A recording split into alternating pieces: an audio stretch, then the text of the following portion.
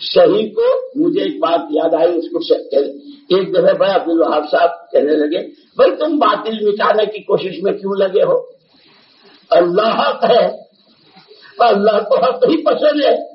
تم حق کی محنت ایسی کرو کہ تمہاری محنت پر اللہ کو ترس آئے، باطل کو تو اللہ خود مٹائے گا۔ اسی لیے السلام علیکم ورحمۃ اللہ جی، اوپر صاف صاف لنک بھی ہے، آپ یہ تقریر سن بھی سکتے ہیں۔ گمراہ زمان عبدالوہاب وہ اتنے دھڑلے سے بیان کر رہا ہے جی، باطل کے خلاف کچھ کرنے کی ضرورت ہی نہیں۔ میں نے ملحد زمان طارق جمیل کو بھی سنا، وہ کہتا ہے کیا ختم نبوت لگا رکھی ہے، حضور کی ختم نبوت کو کسی کا ڈر نہیں۔ گویا کہ صاف صاف یہ عیسائیت اور قادیانیت کی تعلیم ہے کہ ہمیں باطل سے لڑنا نہیں، ہمیں باطل کا رد نہیں کرنا۔ یہ تو پکی قادیانیت کی تعلیم ہے، یہ تو چٹی رہبانیت اور عیسائیت کی تعلیم ہے کہ جی ہم نے باطل کو کچھ نہیں کہنا۔ یہ امت تو جہاد کی امت ہے، یہ امت تو باطل کے خلاف کھڑے ہونے کی امت ہے۔ اس امت کے علماء کی تو پہلی خوبی یہ ہے کہ وہ کسی باطل کو پنپنے نہیں دیتے، وہ کسی باطل کو سر اٹھانے نہیں دیتے، اس سے پہلے کہ اس کے وجود میں جان پڑے وہ اس باطل کا سر کچل دیتے ہیں۔ یہ امت تو نبی ملحمہ کی امت ہے، ہم نے تو کافروں سے لڑنا ہے، ہمیں تو کفر سے قتال اور جدال کرنا ہے۔ یہ قادیانیوں کے ایجنٹ کہاں سے کھڑے ہو گئے ہیں جو کہتے ہیں جی ہمیں لڑنا نہیں، ہمیں باطل کے خلاف کچھ نہیں کرنا۔ تو امت کی جو 1400 سالہ تاریخ ہے، اور یہ جو قبل اول کی آزادی کے قصے ہیں، اور اسپین کی جو داستانیں ہیں، اور چھوڑیے قرون اولیٰ میں آ جائیے، صحابہ کرام خلافت راشدہ میں کیسر و کسریٰ کے خلاف جو اکابر صحابہ کی جہادی کاوشیں ہیں، حضرت ابوبکر صدیق رضی اللہ تعالیٰ عنہ کی جو زندیقوں، ملحدوں، مرتدوں اور منکرین زکوٰۃ کے خلاف جو جہادی کارروائیاں ہیں، وہ سب تو فضول ٹھہریں۔ انہوں نے تو پھر کچھ بھی نہ کیا، وہ تو اتنی محنت کرتے دین کی کہ اللہ کو خود ہی ترس آ جاتا اور سارے مرتد خود اسلام میں داخل ہو جاتے، اور سارے ختم نبوت کے منکر اور جھوٹے مدعیان نبوت وہ سارے خود بخود توبہ طائب ہو کے اسلام میں داخل ہو جائے۔ اتنی بڑی گمراہانہ بات پڑھ کے مولوی صاحب آپ نے مجھے کہا ہے کہ میں فضول بات کر رہا ہوں؟ میرا بالکل آج دل چاہ رہا ہے کہ میں آپ پر بھی اور آپ کی فہم پر بھی انا للہ و انا الیہ راجعون پڑھوں، کہ اتنی گمراہانہ، اتنی ملحدانہ بات پڑھ کر بھی، اور میں نے صرف نشاندہی کی ہے، یعنی وہ باطل بیان کیا ہے آپ کے گمراہ زمان عبدالوہاب نے، اور آپ مجھے کہہ رہے ہیں کہ میں فضول کہہ رہا ہوں۔ اس سے کہیں بہتر تھا کہ آپ اس کی بات کا دفاع کر کے دکھاتے اور ثابت کرتے جی اس نے ٹھیک کہا ہے جی، اور اسلام کی 14 صدیوں کی تاریخ فضولیات سے بھری پڑی ہے۔ جنہوں نے بھی کرامتہ کے خلاف، جہمیہ کے خلاف، اور سارے عیسائیوں کے خلاف، اور یہود کے خلاف، اور مرتدین کے خلاف، اور ختم نبوت کے منکرین کے خلاف، اور گستاخانہ رسالت کے خلاف جنہوں نے جانیں دیں، جانیں لیں، مارے اور مارے، قرآن کہتا ہے یقتلون و یقتلون، جنہوں نے قتل کیا، قتل ہوئے، وہ سارے تو آپ کی نظر میں اللہ جانے کیا ٹھہریں گے۔ اگر آپ عبدالوہاب کے اتنے اس چٹے جاہل ان پڑھ رانگڑ کے اگر آپ اتنے ہی اندھے مقلد ہیں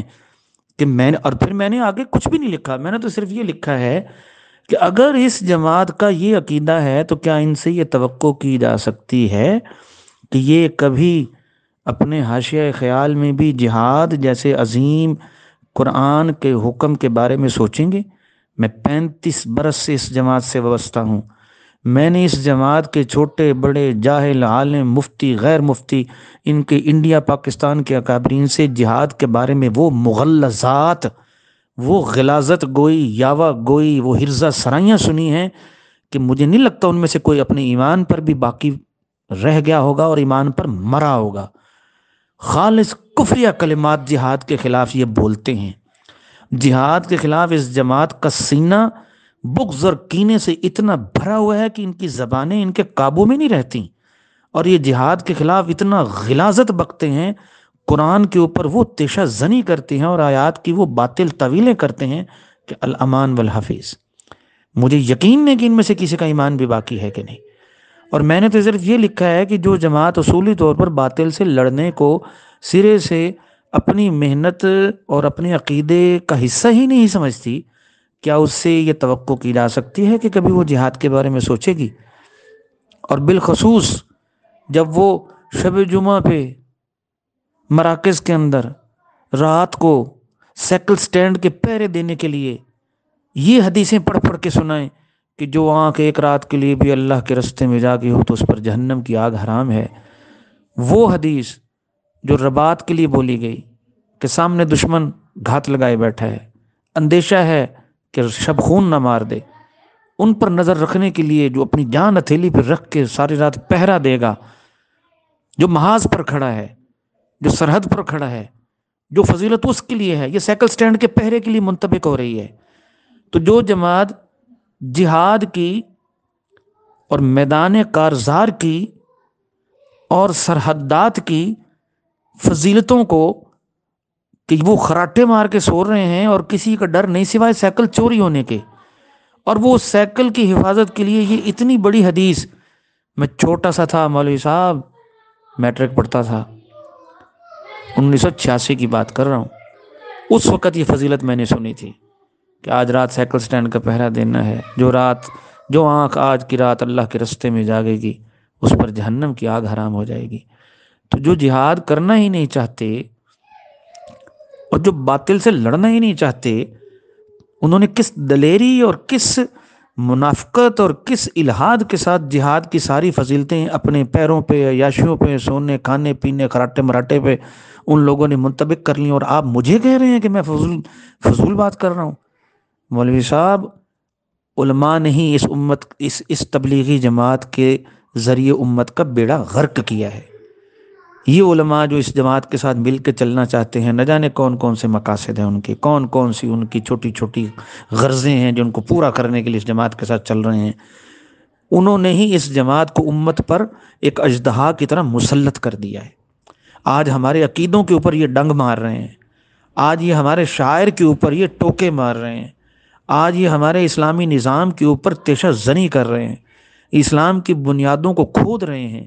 یہ ہمارے مسلمہ عقائد کے اوپر نقب زنی کر رہے ہیں، اور علماء ان کے پیچھے لگے ہوئے ہیں، جی ان کا یہ مطلب ہے، ان کا وہ مطلب ہے، ان کی یہ بات ہے، ان کی وہ بات ہے۔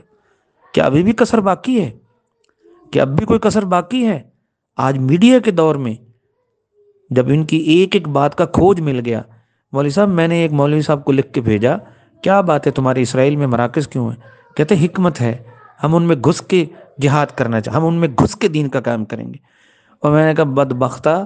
تو وہاں اسرائیل میں کسی ایک آیت کا صحیح ترجمہ کر کے دکھا، اور صرف غیر المغضوب علیہم ولا الضالین کا ترجمہ کر کے سنا تو صحیح نا ان یہودیوں کو تل ابیب میں اور لد میں بیٹھ کر کہ اللہ نے تم پر لعنت کی ہے۔ میں دیکھتا ہوں تبلیغی جماعت کو ایک گھنٹے کے لیے بھی وہاں کوئی ٹھہرنے دیتا ہے کہ نہیں۔ ولن ترضی عنک الیہود ولا النصارى حتی تتبع ملتہم، انہیں مرکز کیوں کھولنے دیے گئے وہاں پر؟ اور ایک انتہائی بدبخت تبلیغی عالم مفتی مجھے جواب دے رہا ہے کہ جی ہماری حکمت ہے، ہم یہود کے مراکز میں گھس کے انہیں ماریں گے، اور قرآن کیا کہہ رہا ہے؟ یہود تم سے دوستی کر ہی نہیں سکتے۔ میں کہتا ہوں یہ ذرا سورہ بقرہ کے اندر ان یہودیوں کی جتنے خبائث، ان کی جتنی رذالتیں، ضلالتیں، الہاد اور ان کی کج فطرتیاں اور ان کا شر اور ان کی یہ خبیث عادتیں ذرا بیان تو کریں کہ یہ یہودی تو پیغمبروں کو قتل کر دیا کرتے تھے، انہوں نے تو عفیفہ پاک دامنہ مریم پر زنا کی تہمتیں لگائی ہیں، انہوں نے تو ہمارے نبی کو قتل کرنے کی کوشش کی ہے، ذرا بیان کریں نا ان کے مراکز میں بیٹھ کر، لد میں بیٹھ کر۔ میں دیکھتا ہوں یہ کون سا دین لے کے وہاں پہنچے ہوئے ہیں کہ یہودیوں نے انہیں پناہ دی ہو یا وہاں مرکز گھسے ہوئے ہیں، اور کون سی وہ حکمت ہے جس کے تحت وہاں یہ اسلام پھیلا رہے ہیں؟ ذرا اسلام کا ایک عقیدہ بیان کر کے تو بتائیں ذرا۔ یہ تو انہی علماء نے ہی تو سارا بیڑا غرق کیا ہے کہ آج تبلیغی جماعت اپنے ماں باپ کی گود میں جا کے بیٹھ گئی، جنہوں نے اس جماعت کو بنایا انہی کی گود میں جا کے بیٹھ گئی، اور یہ دو ٹکے کے مولوی بیٹھ کر کہہ رہے ہیں او جی ان کا یہ مطلب ہے، ان کا یہ مطلب ہے، او وہاں یہ کرنے گئے، او جی وہاں وہ یہ کرنے گئے ہیں۔ وہ اسرائیل جنہوں نے فلسطینیوں کا قتل عام کیا اور وہاں کے عفیفات کی نہ جانے ان گنت پاک باز لڑکیوں کی عزتیں لوٹیں، کتنی ماؤں کو ذبح کیا، کتنے بچوں کو ذبح کیا، کھڑے کھڑے مسلمان نوجوانوں کی پشت پر سے گوشت کے پلے چھرے سے اتار لیا کرتے تھے اور دھوپ میں پھینک دینا ان کو تڑپنے کے لیے، مرنے کے لیے، ان یہودیوں کے مرکز میں جنہوں نے فلسطینیوں کا قتل عام کیا۔ تبلیغی جماعت وہاں کون سا حق زندہ کرنے گئی ہے؟ آپ بتانا پسند کریں گے؟